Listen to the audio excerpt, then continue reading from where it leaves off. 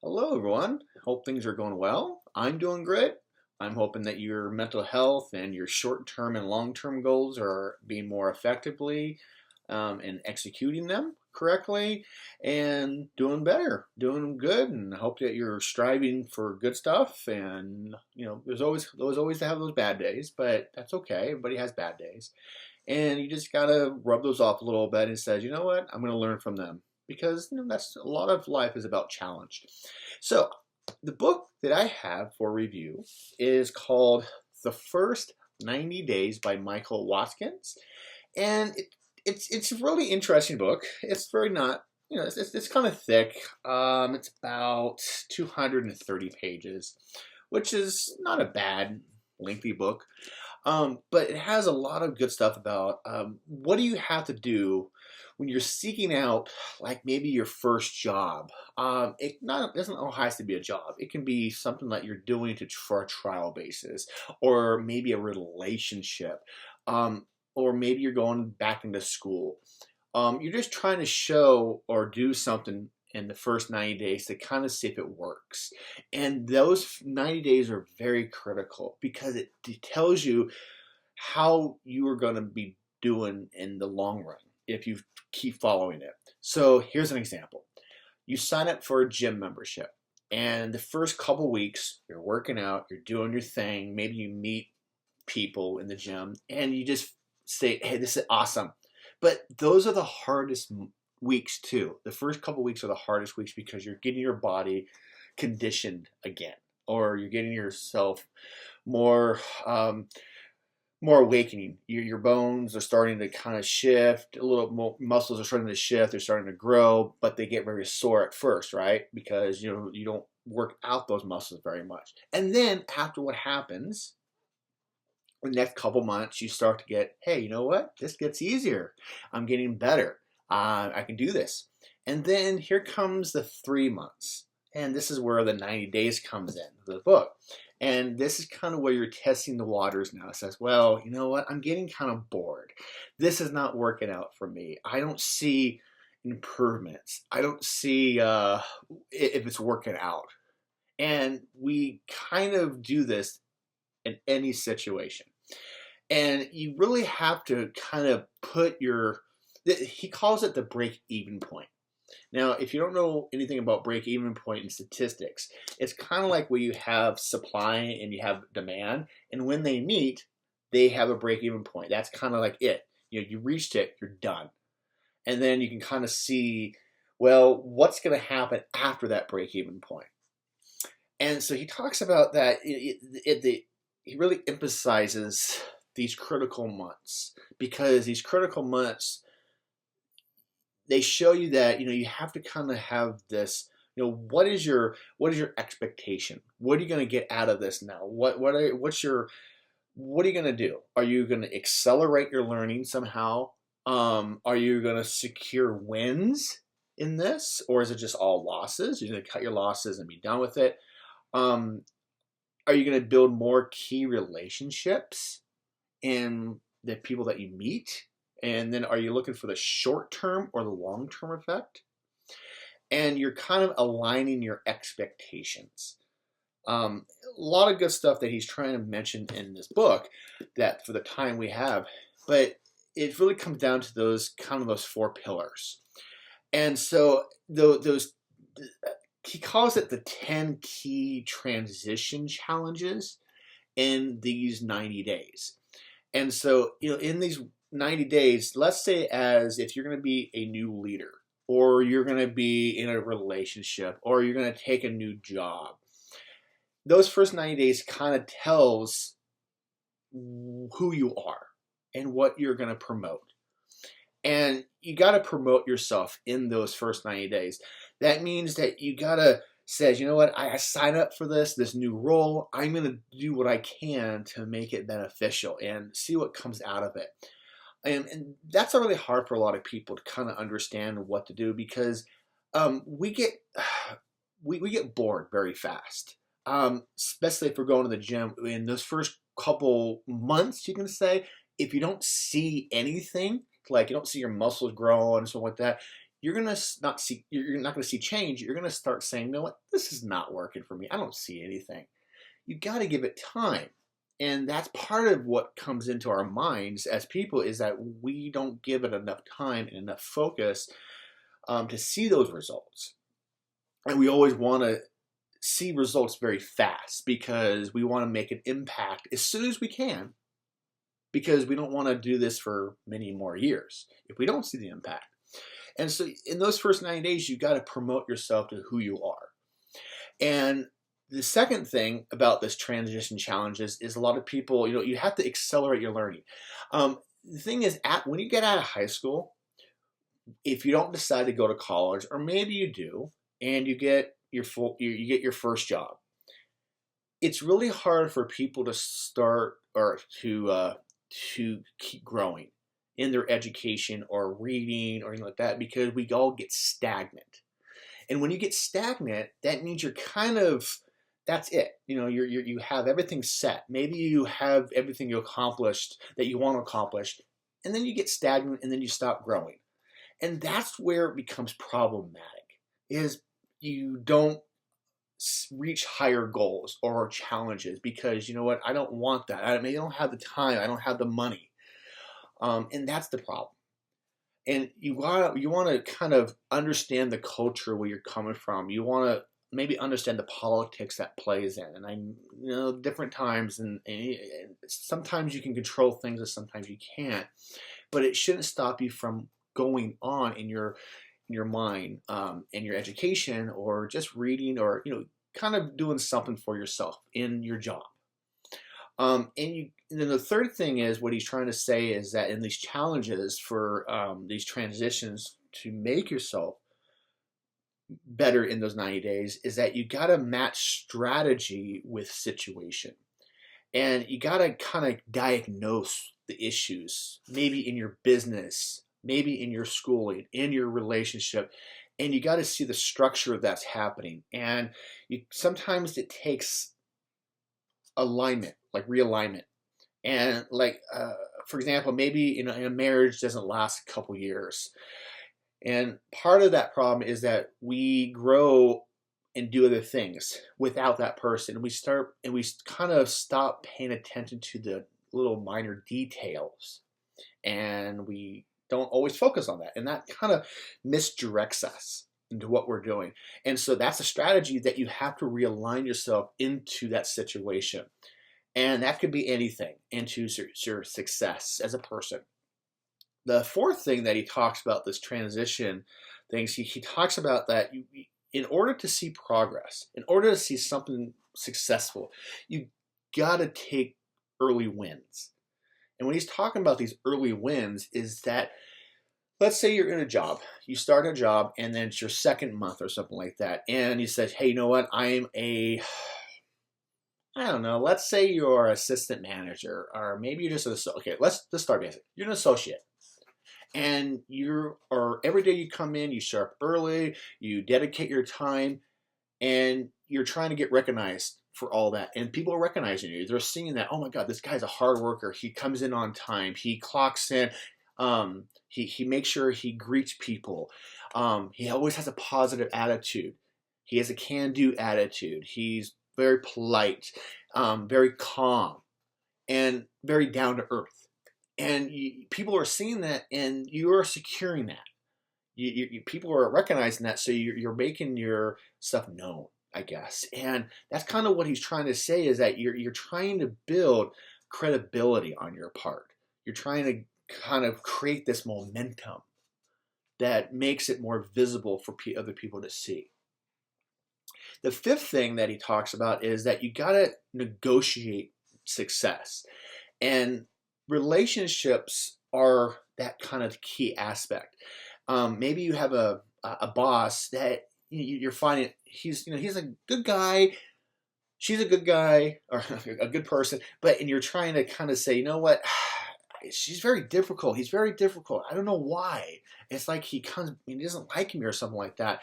And you can't just focus on that. You got to focus on the negotiation of succeeding. And sometimes people have bad days. and you got to accept that. And eventually they might find their place, they might find their way, or they have to live with themselves. So you got to have to negotiate in your mind. It says, hey, I got to take care of this. I mean, take care of this as that. I just got to look out for myself and do what I'm doing. And maybe someday it will, something will happen. Maybe that they will get fired, or they will go off, so they will quit. They will find something that will change themselves around. And so we got to maintain our focus a little bit and just negotiate.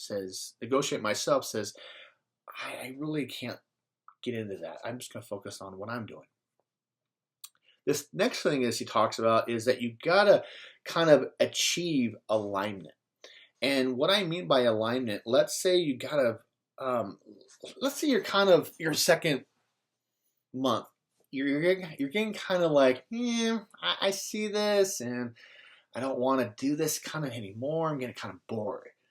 Because you're not, it's just hard on your body maybe, or it's hard on your mental ability. And you're kind of getting bored of it. And what you got to have to do is that, what am I trying to achieve here? And I need to align my skills here. Maybe I'm a bag person. I work at a grocery store, and this is my second month as a bagger. And I'm just getting sloppier and sloppier when I'm bagging. And I'm not putting the focus in. So what you're trying to do is that you recognize that, realign that, and then try to work on that. So that will take off to other places, or take off into other sceneries. Other people would notice that. It's like, you know what? Hey, he was bad last week, but he's been getting a lot better. And that's what you need to kind of recognize. The next thing is he talks about you got to build your social status. Kind of build your team. But I want to talk about social status. We as individuals, we want to kind of always look in rather than looking out. And part of it, I think that's just a confidence thing. I think it's like a defense mechanism. Is that, we kind of get worried or stressed and we kind of shut down and look for ourselves. We want to look for survival. That's kind of what you're doing. You kind of want to look towards other people, because those other people will help evaluate you, realign you sometimes if you get kind of out of the ordinary. You want to kind of build that strength, togetherness. And that's always important to be a social human being. Any place you work. The next transition of these challenges is that you kind of want to create alliances. Now, alliances is that you want to be very supportive externally and internally at your relationships with the people that you are communicating with. And that's always a hard thing too, because people are complex.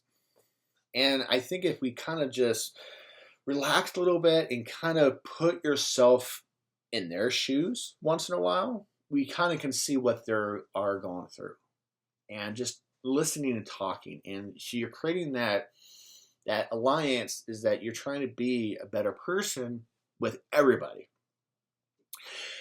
The number 9 of his transitions challenges is that you're trying to manage yourself too. We do this in any job, especially in the first 3 months. We get burned out. Maybe we work too hard, and you're working so hard that you don't recognize that, you know what, I gotta take a little break. I'm starting to get headaches. I'm starting to get eye strains. I'm starting to get, my voice is talking. My muscles are hurting for some reason. Maybe go back to that gym. You started the gym and you're doing this every day. You're trying to do this, you're doing this every day. You're not taking a break. Eventually, your body's going to say, you know what, you're doing too much here. I need a couple days break, man. And you're starting to get burned out. And you need to maintain that perspective, because you can burn yourself out too much. But if you don't recognize that and realign yourself, says, you know what, okay, you're going to have something happen to you. And so maybe go back to the job setting.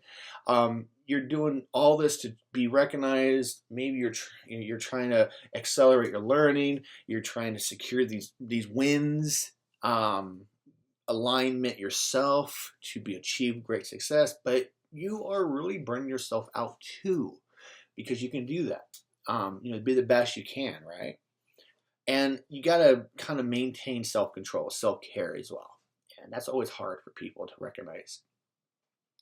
Number 10 in his transition challenges is that you kind of have to accelerate everyone. Now, what I mean by that, or what he means by this, is that you have to kind of have this multi-perspective. That means you're helping others on board for yourself, but you're also adapting to other things too, in the workplace, gym, whatever you're doing, right? And you're doing this multiple times a day. And we all have challenges, and maybe we all have problems too that come up. And sometimes all those are directing into you, and you need to kind of say, you know what, I need to kind of say no. People need to figure out their own things here. And so you're trying to be supportive and help everyone, but you also need to take self-care into yourself. But you're being a good person for them, and you're trying to accelerate everybody else at the same time. And that's really hard because it takes a lot of mental fortitude. So what he's trying to say in the book here, the first 90 days, is that you kind of have these 10 transition challenges that you're going through in your head to be a master of these 90 days, to make sure that they are being effective, that you're actually making an impact, you're accomplishing things. And that's really hard on people. And he kind of goes through, he kind of talks about this, like a STARS model, which is STARS model. And these are kind of like these different strategies that we try to include when we are trying to build something up. So let's say you start work, and you kind of want to make an impact the first couple weeks. And so you think of something new. Maybe you're doing a job maybe you're a bag person at a grocery store, and you're saying, you know what, I'm doing all these groceries, and then here's something that comes to my mind. Maybe you have a new invention that you're thinking about this. You're trying to make something work, and you're trying to show off a little bit. Sometimes that's good. Sometimes that's always a lot on you to just focus on, that. But you're trying to get the job done, right? But you got to be careful is that, you're trying to start something up, but you don't want to start something up so soon that it doesn't work and you get kind of mad at yourself, or there's a word for it. Disassociate. You're trying. You're thinking too much about it and it doesn't work, and you get depressed. So that's kind of like the first part of the STARS model is that you start this new job. You want to make this building something new, and that's the first part. The next one is that you're trying to turn around. What I mean that is that you see that something's not working, and you jump right in to fix it, or maybe it's not broke, so you fix it anyway. And that's always something nice to kind of see an early associate. And then the next thing in the STARS model, he says that you try to accelerate your growth. You're trying to keep up and you're trying to expand fast. And sometimes people in jobs don't always like this.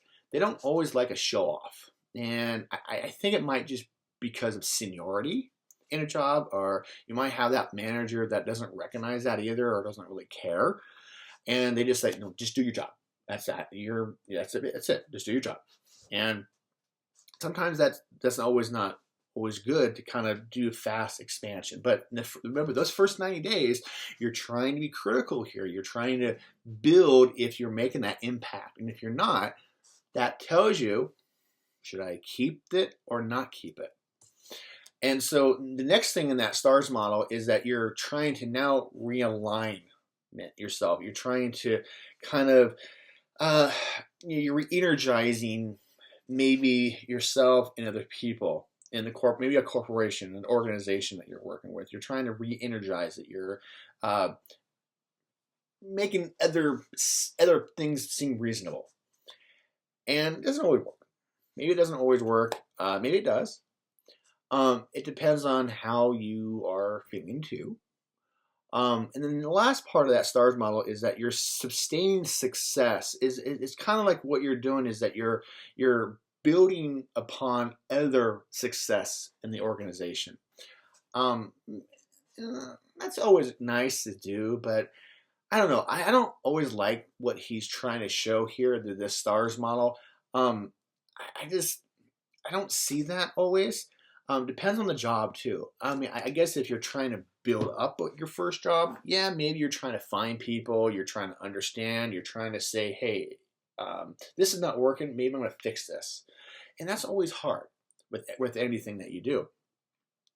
And part of it, you got to have an objective, and you can't just let the small things bother you, and you can't just say, you know what, the first 4 weeks, I'm not making an impact here.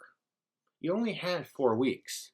You got to focus on what you're doing, and you're always trying to test out your skills. And this is what gym memberships do sometimes. People sign up for gym memberships, and then they go for a couple months, and then they start to think, you know what, other things are getting in my way, or I'm starting to get kind of very tired of this. And maybe they forget about it, and then what happens is that the gym membership keeps going, and they only go for like a day or two, maybe a month sometimes, and it just builds up. And that's the problem with gym memberships. But it's like anything. It's like a new job, a new relationship. You're in there just for a little bit, and the sizzle on the oven is up, but it's starting to cool down. Its kinetic energy is starting to loosen, and now it's starting to get, the molecules are starting to get slower, and things are starting to cool down. And now you're thinking about this and says, well, you know what, I don't know if this is the right choice for me. You haven't been there that long. But what he's trying to say in the book, Watkins is that those 90 days tells you if you're gonna go on or if you're gonna come back down. And that's very critical, those first 90 days, because it tells you a lot. And so I really think that this kind of is a good way to promote that.